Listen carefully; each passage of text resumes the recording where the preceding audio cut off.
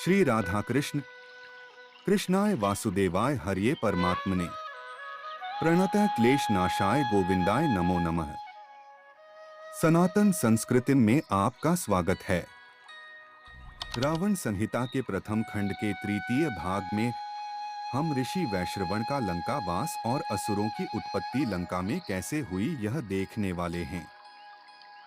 स्वर्ण और नीलम निर्मित लंका को असुर पूर्व काल में भगवान विष्णु के भय से छोड़कर चले गए थे। वे समस्त असुर रसातल की तलहटी में चले गए थे।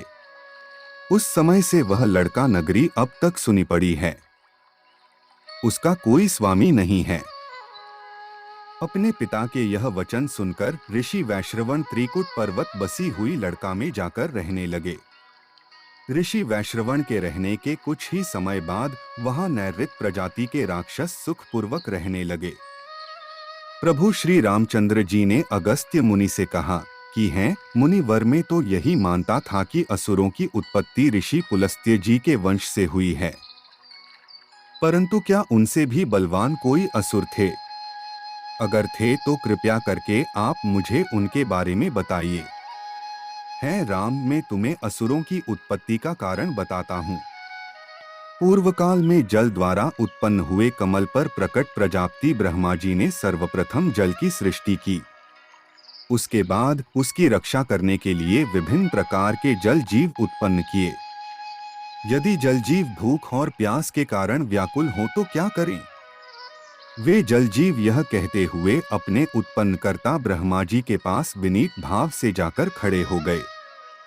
हे सम्मानदायक राघवेंद्र, ब्रह्मा जी ने उन सबको हंसकर संबोधित करते हुए कहा, यत्न करके इस जल की रक्षा करो। इस बात को सुनकर भूखे प्यासे जीव जंतुओं में से कुछ ने कहा, हम इस जल की रक्षा करेंगे। कुछ ने कहा, हम इस जल का यक्षण पूजन करेंगे। तत्पश्चात ब्रह्मा जी बोले, तुम सब में से जिन्होंने रक्षण करने की बात कही है वे सभी राक्षस नाम से प्रसिद्ध होंगे, तथा जिन्होंने यक्षण की बात कही है वे सब यक्ष के नाम से प्रसिद्ध होंगे। इस प्रकार वे जीव राक्षस तथा यक्ष दो जातियों में विभक्त हो गए।